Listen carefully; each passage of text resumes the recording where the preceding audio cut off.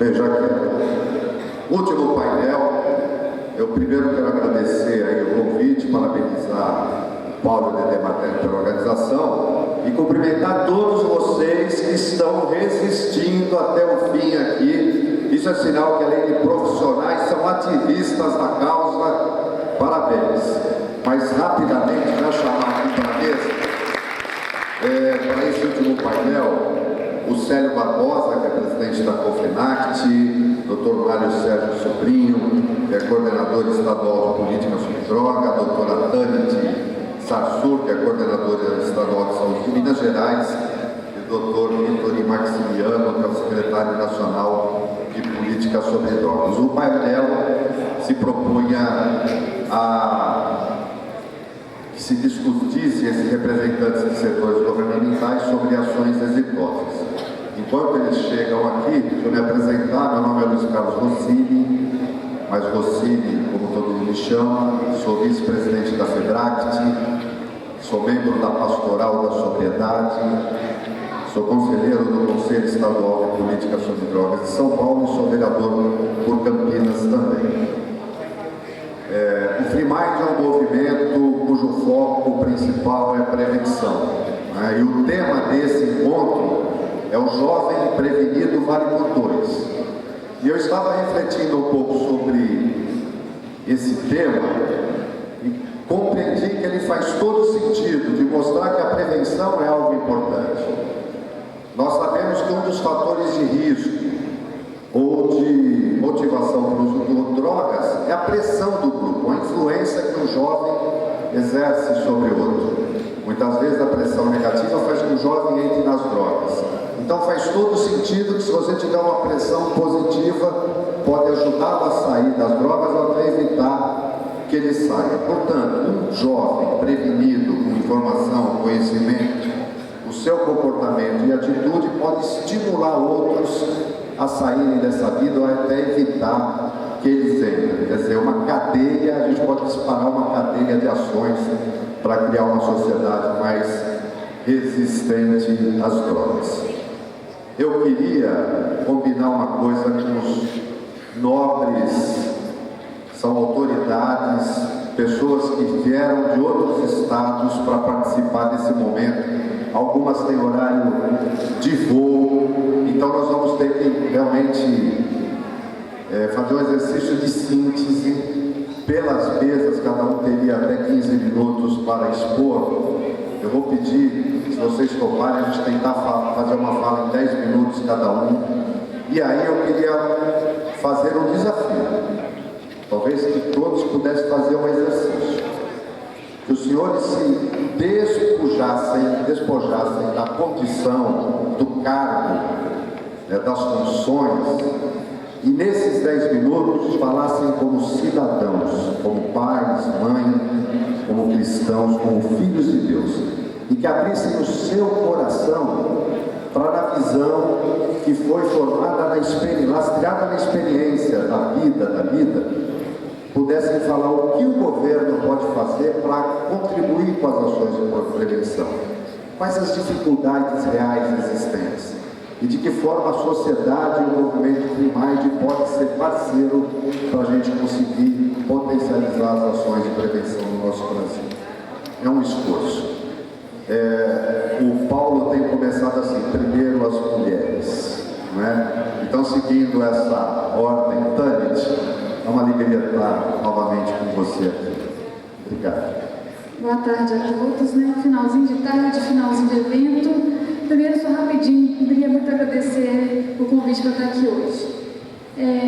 Missão difícil, viu, você me sentir última hora.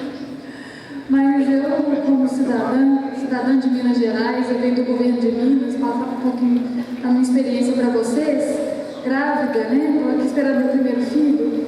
Então, essa questão da família é uma coisa que tem me tocado muito. Essa questão, como foi falado agora há pouco pelo Evilásio, a responsabilidade que é criar um filho, né? Mas aí, falando um pouquinho desse meu lugar na saúde, que não tem jeito de eu falar desvinculado desse lugar, o que a Secretaria de Saúde, o que o governo pode contribuir na área da saúde para minimizar essas questões para as famílias? Como é que a gente pode diminuir a aflição atenção das famílias em relação a essa questão do uso de drogas. Em Minas Gerais, a gente tem um programa que é a Aliança pela Vida. Peço desculpas porque eu trouxe a apresentação, mas nós estamos numa correria de final de evento, o número não vai passar. A gente tem um programa que é justamente isso, é entender o problema das drogas, a questão dos usuários de drogas, de uma maneira mais ampla, entendendo que não é só uma questão de saúde, não é só uma questão de assistência social, não é uma questão só de defesa, é uma questão que passa por todas essas áreas. Então, em Minas foi criado um programa que é a Aliança pela Vida. Esse programa tem várias ações. Como a gente está na correria aqui hoje, o foco desse evento, né, é a prevenção. Eu queria passar para vocês alguns cursos de capacitação que a gente está fazendo em Minas Gerais, que eu acho que pode ajudar vocês também. Um dos cursos que a gente já lançou em 2011, já tivemos mais de 30 mil pessoas capacitadas, é um curso que chamou Prevenção em Pauta. Luiz, está com o DVD? Esse curso Prevenção em Pauta ele foi destinado a todas as pessoas de nível médio para cima, de qualquer área de abrangência que tivesse interesse nesse tema. E foi um curso totalmente à distância. A gente tem lá um canal de televisão corporativo que vocês podem acessar, que chama Canal Minas Saúde. O site é canalminasaude.com.br. Esse curso chama Prevenção em Pauta, foi reconhecido pela Organização Mundial de Saúde e está aberto a qualquer pessoa que queira fazer o curso, totalmente à distância. Então, se alguém se interessar, pode entrar no site. Esse curso, qual foi o objetivo dele? Foi a gente nivelar conceitos e conhecimentos para começar a pensar na ação de prevenção. Lá em Minas, depois do curso foi um sucesso, que deu muito certo, a gente transformou ele em kit de DVD, que é esse aqui, todas as videoaulas que foram produzidas, e nós já distribuímos para as escolas mais de 5 mil kits em Minas Gerais. Mas a versão online do curso está disponível para quem quiser fazer o acesso, no canalminasaude.com.br. A gente teve também um outro curso que foi para a saúde mental, vou olhar para a saúde mental, que foi no ano passado, porque eu coordeno o programa Aliança pela Vida na Saúde e a saúde mental também no Estado, que foi bacana para a gente entender onde que a comunidade terapêutica se insere na rede da saúde, entre outras coisas, né? A potência do acolhimento, foi dado um enfoque muito grande para o acolhimento, quais são as técnicas de acolhimento, como é que teria que ser isso, a questão da crise, enfim, vários assuntos foram abordados. E a gente está agora no ar, com um curso também aberto, já acontecendo, que chama Novas Práticas para as Comunidades Terapêuticas. Um desafio muito grande para a coordenação de saúde mental do Estado, fazer um curso específico voltado para as comunidades terapêuticas. Nesse curso a gente está discutindo a questão da história das comunidades, os processos de trabalho e também o pós-alta, porque a saúde tem um papel muito importante na questão do pós-alta. E baseado nisso tudo, a gente tem também uma outra ação que fomenta toda essa política na saúde, que é o cartão Aliança pela Vida, um cartão que financia tratamento. Já falei dele para vocês, eu vou fazer um negocinho. E esse cartão hoje, o grande diferencial dele, hoje ele paga R$45 por dia de internação, é R$1.350 por mês, mais ou menos. Nós temos hoje, eu estou chegando agora no mês de abril, a 1.000 vagas ativas. De um ano para cá já passaram mais de 2.000 usuários, que a gente entende que não são só 2.000 usuários, são 2.000 famílias que tiveram essa função diminuída, que tiveram essa questão atendida. E também expandindo o cartão. Mas qual que é a grande novidade do cartão? A gente vinha de um histórico em Minas Gerais, de convênios firmados com algumas comunidades terapêuticas, uma grande reclamação que era sempre as mesmas, que não tinha uma abertura desse convênio para todo mundo, que não tinha uma regra clara, e o cartão vem trazer isso, regras claras para a habilitação. Então, toda e qualquer comunidade terapêutica de Minas Gerais que queira participar, a gente observa a elegibilidade, a saúde observa alguns aspectos, a assistência social outros aspectos, a defesa social outros aspectos. Então, no colegiado, a gente decide se a comunidade tem condições ou não de fazer parte desse cartão. E está aberto a toda e qualquer comunidade, independente se eu conheço o responsável, o técnico, se eu conheço a pessoa que está lá, se a pessoa não tem que nos pedir nenhum favor, é uma política pública de Estado. Então, o que é bacana de falar do cartão hoje, que independente de troca de governante ou não, é uma ação concreta, um resultado, que está aberto a qualquer comunidade que queira fazer parte. E, como tudo na saúde, depende de uma adesão formal do município. Então, disseram muito no começo que os municípios não iam querer fazer essa adesão, principalmente tendo que ser o gestor da saúde, e a gente conseguiu comprovar que isso não é verdade, que no estado de Minas Gerais, de 853 municípios, 350 gestores municipais de saúde já fizeram adesão formal ao programa. Então, nós temos hoje 42 comunidades terapêuticas contratadas para prestar esse serviço e estamos ampliando cada vez mais. E a última coisa, que eu estou com tempo, falar devagar.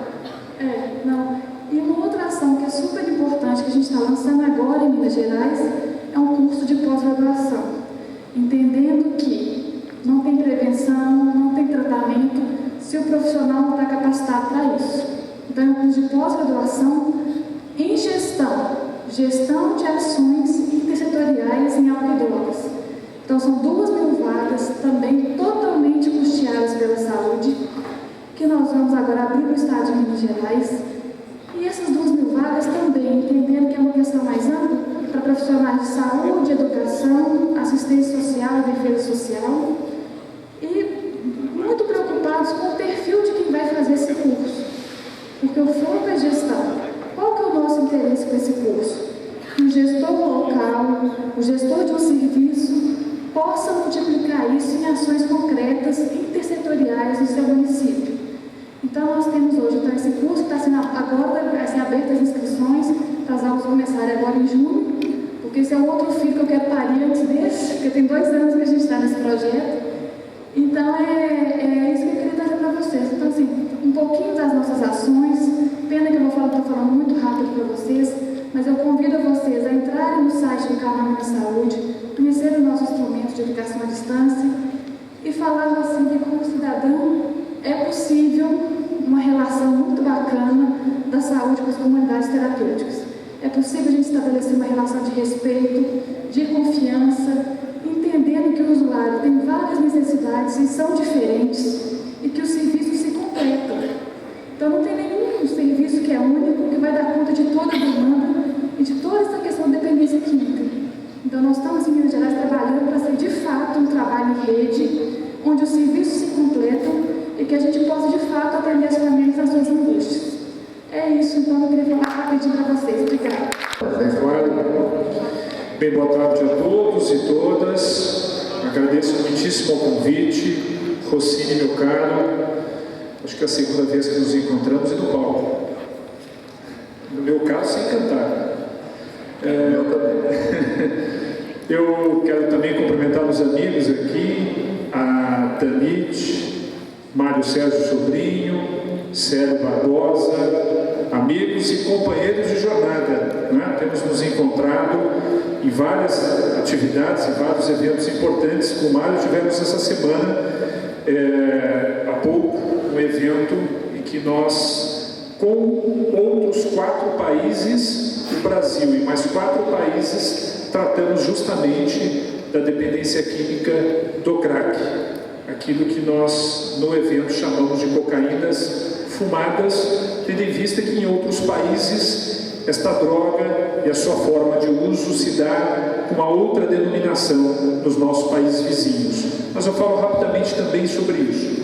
Então, agradecer ao convite, já me antecipo, vou fazer uma fala absolutamente rápida, senão eu perco meu avião de logo mais, e amanhã pela manhã tem um compromisso em Porto Alegre, logo cedinho. Então, eu tenho que sair correndo. Bem, eu quero fazer 2 registros. Nos últimos anos, quando nós olhamos para a política de drogas do país, há 2 grandes movimentos que se destacam e que estão absolutamente interligados. O primeiro, a mudança da legislação, que nós tivemos há 7 anos e meio. Em outubro de 2006, nós tivemos a edição da nova legislação, esta que está em vigor. E, não obstante 7 anos e meio, podemos sustentar que essa legislação ainda é nova. E esta legislação teve uma marca muito clara, muito clara. Pelo menos este foi o conceito lá atrás, quando ela foi editada há 7 anos e meio. Retirar o peso da justiça penal e do sistema carcerário para os usuários e dependentes de drogas ilícitas. E a essas pessoas que estão às voltas com o sofrimento da dependência química, assim como suas famílias, mas a essas pessoas oferecermos serviços de saúde, serviços de assistência social, acolhimento, atenção, tratamento e reinserção social. Este foi o conceito há 7 anos e meio atrás, quando a nova legislação foi editada. E a questão que eu coloco, será que de fato, passado este período, nós realmente tivemos a mudança de paradigma? Será que nós estamos de fato conseguindo oferecer cuidado, atenção, reinserção social, não só aos usuários de drogas ilícitas, mas também usuários e dependentes de drogas lícitas, porque é evidente, nós temos uma droga que é a mais consumida no país, que é justamente o álcool. Será que conseguimos virar esta página? Eu acho, tendo hoje a oportunidade de percorrer o país, tenho visitado todos os estados, tenho ido a comunidades terapêuticas, a unidades de internação, tenho ido a CAPS, tenho ido a diversos equipamentos públicos que oferecem cuidado, atenção, e posso dizer a vocês que o país, com o esforço, sobretudo, da sociedade brasileira, está conseguindo dar passos importantes para virar esta página, mas a página ainda não está virada. Porque em muitos estados, em muitos locais, ainda nós encontramos pouca oferta de serviço e ainda encontramos muitas pessoas desassistidas, vivendo intensamente as suas vulnerabilidades, o seu sofrimento, os próprios dependentes e as suas famílias. O compromisso de todos nós, que estamos de passagem à frente de gestões públicas, seja em nível federal, estadual ou municipal, e a sociedade civil brasileira, nós precisamos, de fato, cada vez mais nos unirmos e oferecermos serviços dignos, serviços que tenham a marca dos direitos humanos para acolher pessoas e justamente aqueles que mais precisam.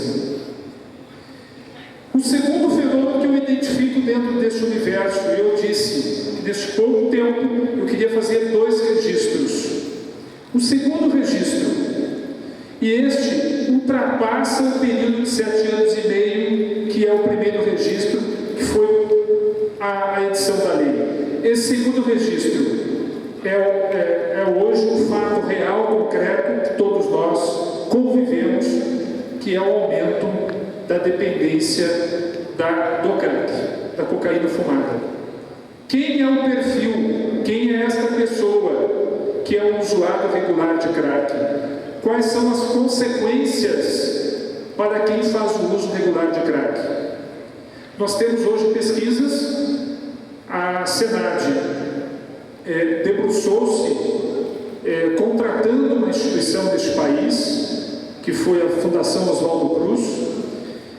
Existem outras pesquisas igualmente sérias, produzidas no país, mas eu me refiro a essa porque tenho um contato mais direto com ela. Foi uma pesquisa que a Senad financiou e ela foi apresentada no ano passado, e essa pesquisa mostrou claramente que a pessoa que faz uso regular de crack, em regra, é uma pessoa que está submetida a forte vulnerabilidade social. com graves consequências para a sua própria saúde, para a sua comunidade e para a sua família. São pessoas com baixa escolarização, em regra, são pessoas 40% em situação de rua. Quando nós migramos e olhamos para a mulher usuária de crack, a situação é ainda mais grave. 50% de mulheres que fazem uso regular de crack engravidaram ao menos uma vez durante o uso regular do crack. 44,5% das mulheres sofreram violência sexual. Mais do que violência doméstica, violência sexual. Isto para uma conclusão que todos se deparam no nosso cotidiano. Nós estamos diante de um grave problema social, de saúde e também um problema social. O problema da dependência química, que já era um grave problema de saúde, se agravou nos últimos anos, sobretudo nos últimos anos, com uma prevalência mais elevada de usuários de crack. Não tenho dúvida em afirmar que a resposta que nós temos que dar diante deste cenário é a oferta de serviços pelo SUS, pelo sistema de saúde, pelo SUAS, pelo sistema de assistência social e pelo SISNAD, pelo sistema que trata da política de drogas do país. A oferta de serviços nos equipamentos de saúde dos órgãos públicos, das prefeituras, dos estados, com o apoio e o financiamento federal, o cofinanciamento de muitos desses equipamentos de saúde, equipamentos da assistência social e uma rede suplementar com a forte presença das comunidades terapêuticas, eu não tenho dúvida que é a resposta que nós estamos tentando construir de forma coletiva, com a presença de todos os gestores federais, estaduais e municipais, e, se me permitam, mais uma vez, invocar a presença da sociedade brasileira. Hoje, pela Senad, com muita honra, nós temos a missão de financiar, pelo Programa Federal, as vagas em comunidades terapêuticas, e já temos, neste momento, 6.500 vagas financiadas em todo o país. Este movimento não acabou, este número não está finalizado. Nós estamos ainda em processo de contratação de mais comunidades, de mais vagas, porque a demanda existe e nós precisamos fazer frente a esta demanda, oferecendo serviços de qualidade, sejam serviços públicos, sejam serviços por meio desta rede suplementar. Mas, como eu tenho dito, e eu vou encerrar aqui, o investimento que a Senad, em nome do governo federal, tem feito junto às comunidades terapêuticas, Cine, não é só o financiamento. O financiamento é fundamental, talvez a espinha dorsal deste programa. Mas, além do financiamento, nós estamos fazendo 5 outros investimentos importantes que mostram que esta é uma política consistente. Ao lado do financiamento, a capacitação, nós começamos em dezembro, a capacitação de 10.000 agentes entre profissionais e voluntários que trabalham nas comunidades terapêuticas. Esta turma que iniciou em dezembro, a nossa primeira turma, também nós não pararemos aqui, porque faremos novos cursos de capacitação, um curso estratégico voltado a esse segmento de profissionais e voluntários que trabalham na linha de frente, no dia a dia, com pessoas que estão vivendo este grave problema da dependência do álcool, da dependência da cocaína inalada e da cocaína fumada, que é o crack, e outras drogas. Além do financiamento e da capacitação, a regulamentação, nós estamos muito dispostos a editarmos uma resolução pelo CONAD, pelo Conselho Nacional de Política sobre Drogas.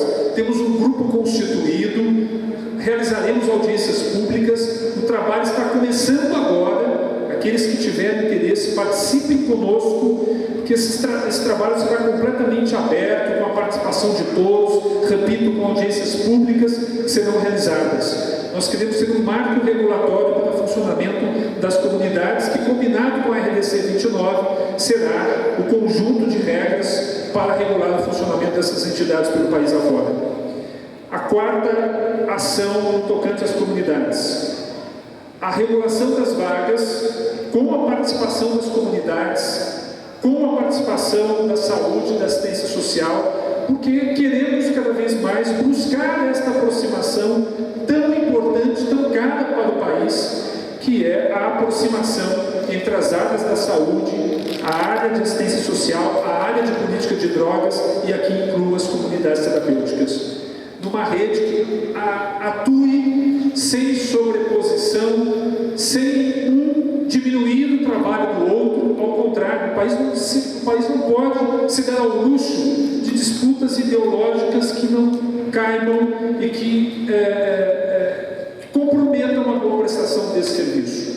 Estamos empenhados em buscar diálogos com todos esses segmentos para que, de fato, nós possamos buscar esta regulação de forma muito clara, transparente, conversando com todos. Acrescento ainda a fiscalização das comunidades. Nós temos feito isso também em conjunto com a própria Confenact, que também tem apontado como isso um instrumento importante para que não tenhamos aventureiros numa área tão delicada, tão importante. Eu tenho rodado o país, digo mais uma vez, e tenho visitado as comunidades terapêuticas cada vez mais, que me emocionam quando ali vejo relatos de pessoas que estão conseguindo e que conseguiram o seu processo exitoso de recuperação, com projeção, vivendo uma nova vida, vivendo uma nova perspectiva. E por fim, nós queremos ter um olhar científico. Nós vamos fazer um estudo para mostrar como os resultados estão sendo absolutamente exitosos no que toca a esta forma de cuidado, a esta forma de acolhimento que ocorre no âmbito das comunidades terapêuticas. Mas eu digo isso em um cenário global da política de drogas, em que nós devemos fazer investimentos em todos os equipamentos públicos, para a sociedade civil, estimulando as ações de prevenção.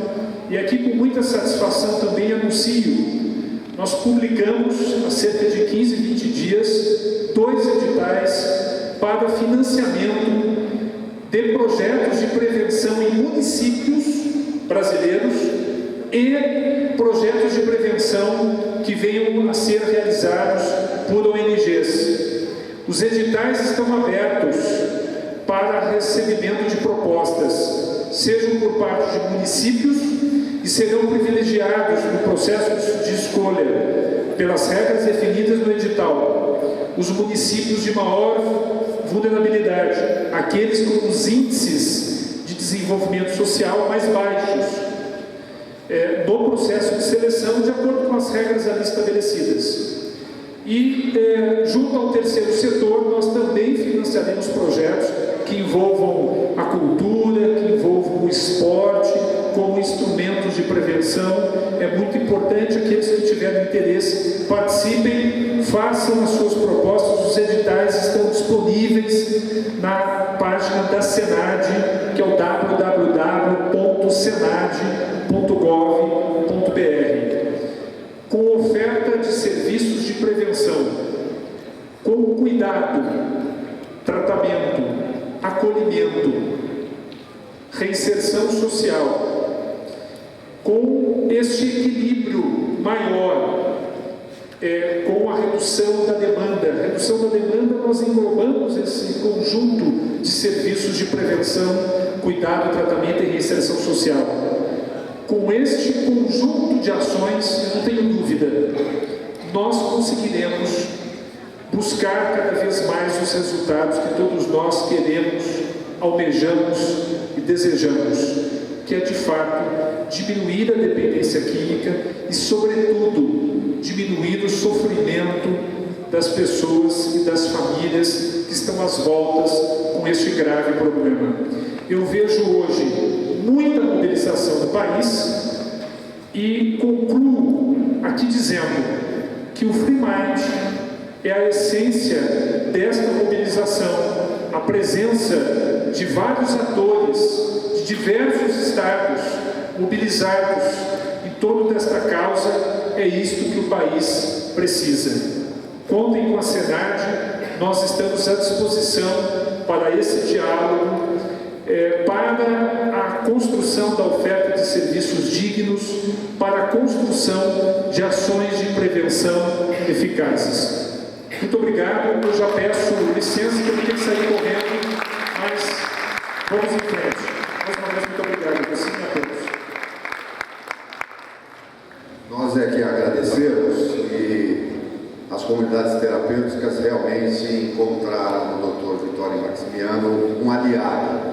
Ele tem ajudado, sim, a derrubar algumas barreiras ideológicas, até preconceituosas, mas nós precisamos avançar. Que o sucesso da sua gestão, tenha certeza, vai ser o sucesso do nosso trabalho também. Vai com Deus. Obrigado.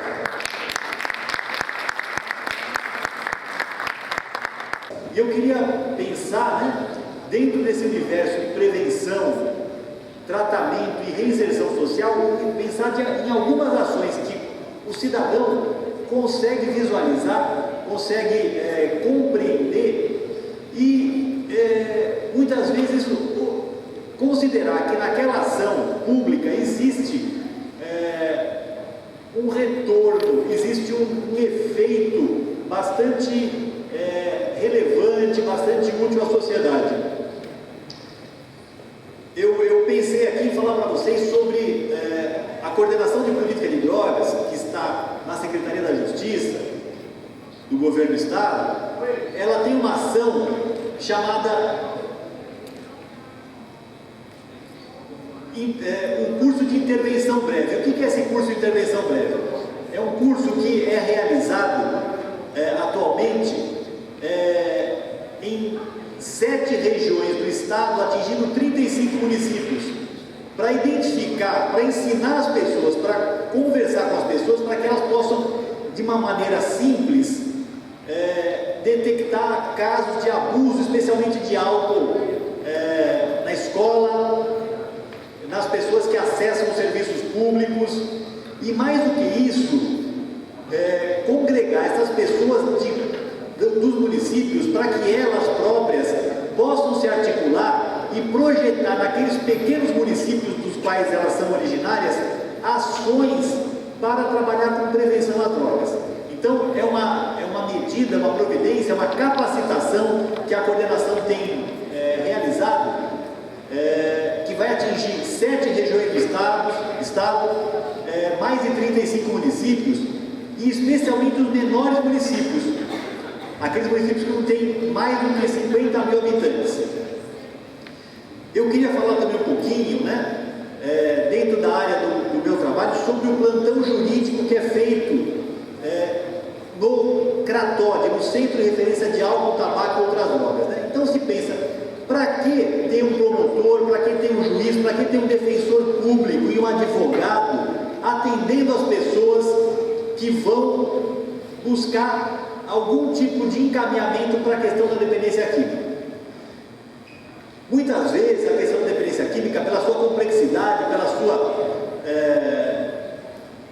adiantado estado de desassistência que passou o indivíduo, a pessoa, ele está tão cheio de envolvimentos que é necessário que a justiça precise acionar alguns serviços ou equipamentos ou profissionais para que haja, por exemplo, uma avaliação, Então, por que o promotor, o juiz, o advogado, aqui em São Paulo, lá no Centro de Referência de Saúde para a Dependência Química, está trabalhando? Para oferecer para aqueles que, por exemplo, precisam ser avaliados na rua, pessoas que estão em uso intensivo de crack, de álcool e outras drogas, e que necessitam ser acompanhados ou assistidos pela saúde, mas que não acessam o serviço. O familiar vai até lá, dá a notícia, expõe a situação e é feita uma rápida avaliação, e dentro de um processo regular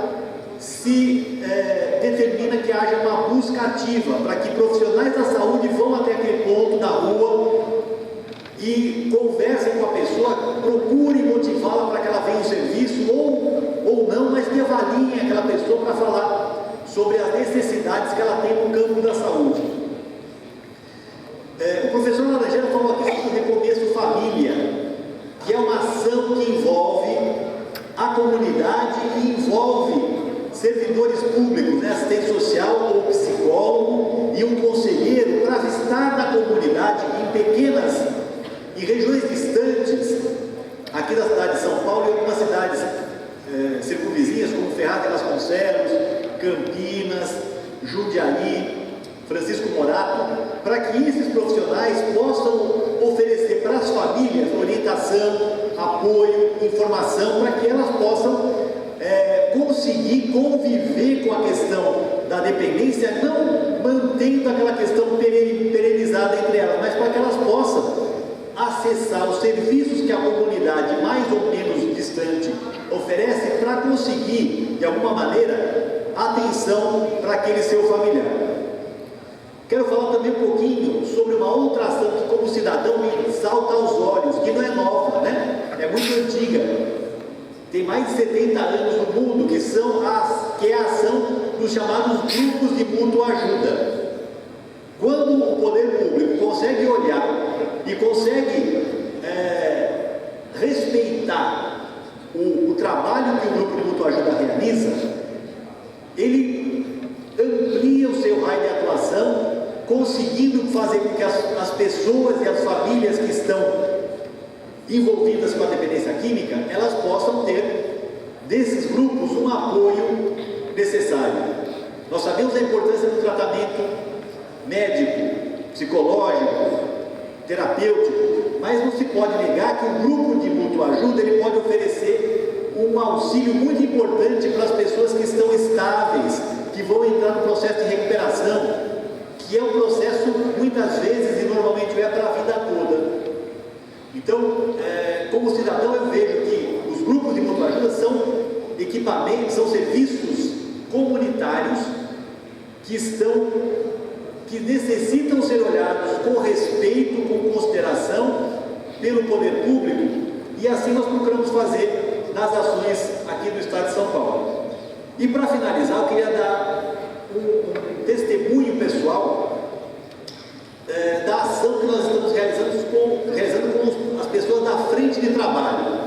A frente de trabalho que nós estamos conseguindo manter na Secretaria da Justiça, nós temos 40 vagas, nós já completamos mais da metade delas, com pessoas que saíram do programa Recomeço, estão no programa Recomeço na fase final dele, do seu tratamento, que são pessoas que eram usuários de drogas, multi-usuários, usuários de mais de uma droga, a maioria deles, que depois de passar por uma fase de estabilização, de tratamento, de acolhimento, eles estão sendo encaminhados para uma atividade produtiva, recebendo uma pequena bolsa em dinheiro e tendo a oportunidade de estar num ambiente diferente para todos eles.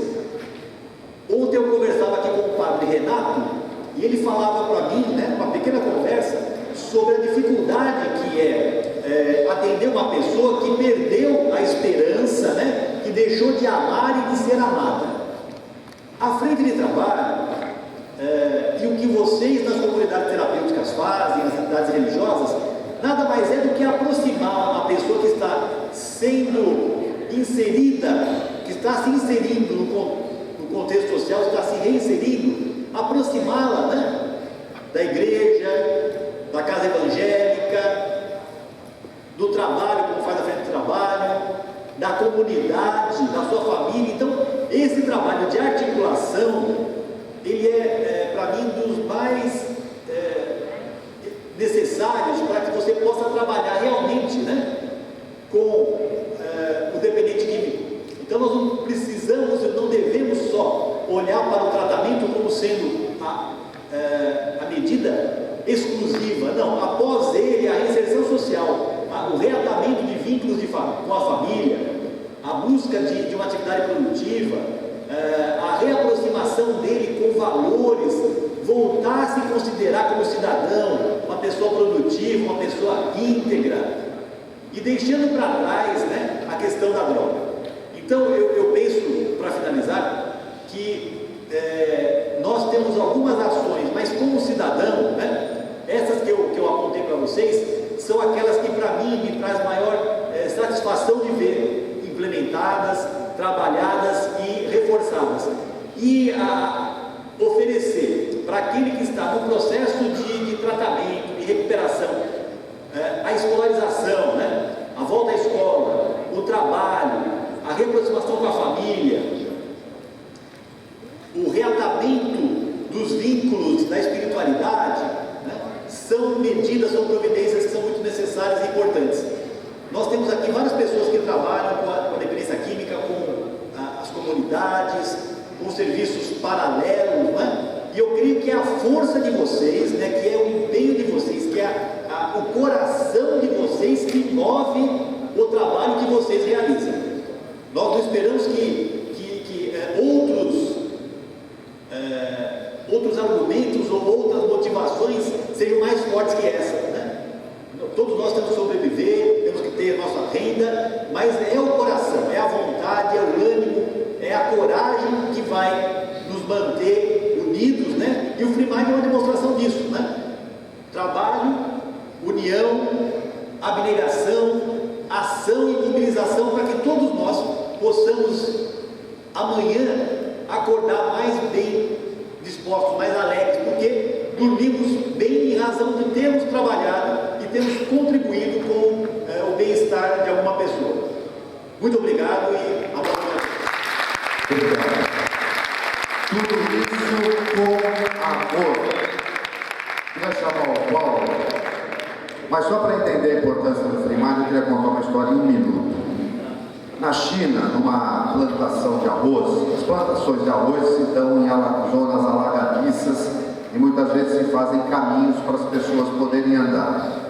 E uma trabalhadora, uma camponesa, levava no cesto o seu filho, que tinha alguns meses de idade, para poder trabalhar. E quando ela chegou no local onde ela ia trabalhar na plantação, ela tirou o cesto, colocou o cesto nessa parte mais elevada e foi cuidar das mudinhas de arroz, das plantações de arroz. De repente ela olhou e o cesto tinha tombado e ela não viu o filho. Ela saiu correndo apavorada e começou a gritar, pedindo ajuda para as pessoas, porque ela não encontrava a criança. A plantação de arroz era alagadiça e não conseguia encontrar a criança. Todos os trabalhadores que chegaram lá começaram a procurar meio desordenadamente, não achavam. Aí um ancião, uma pessoa mais velha, falou: gente, vamos fazer o seguinte, vamos ficar todo mundo em fila, vamos cada um dar a mão para o outro, e a gente começa a andar pela plantação, fazendo uma varredura, vai facilitar o nosso trabalho. E assim fizeram, todos se deram as mãos, andaram não mais do que 10 passos, alguém falou: achei a criança, mas infelizmente ela estava morta. E aí alguém perguntou: puxa vida, por que nós não tivemos uma ideia antes de nos darmos as mãos?